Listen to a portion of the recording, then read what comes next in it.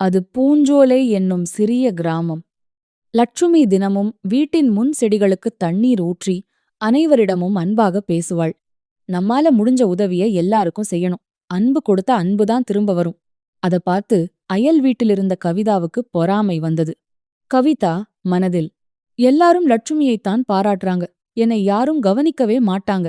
ஒரு நாள் லட்சுமி வளர்த்திருந்த அழகான பூச்செடிகளை கவிதா இரவில் ரகசியமாக சேதப்படுத்தி விட்டாள். அடுத்த நாள், அடடா, என் செடிகளெல்லாம் வாடிடுச்சே, பரவாயில்ல, மறுபடியும் நட்டு வளர்த்துக்கலாம்.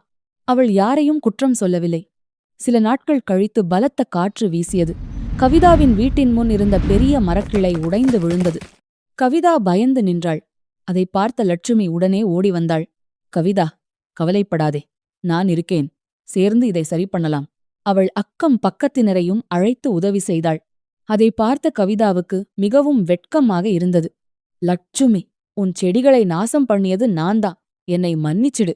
லட்சுமி சிரித்தபடி, தவறை உணர்ந்து மன்னிப்பு கேட்பது பெரிய நல்ல விஷயம்.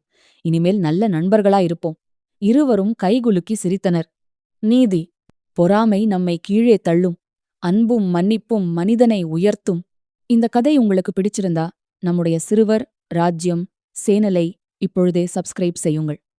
அப்பொழுதுதான் இதே மாதிரியான மிகவும் இன்ட்ரெஸ்டான கதைகள் நம்முடைய சேனலில் வரும்.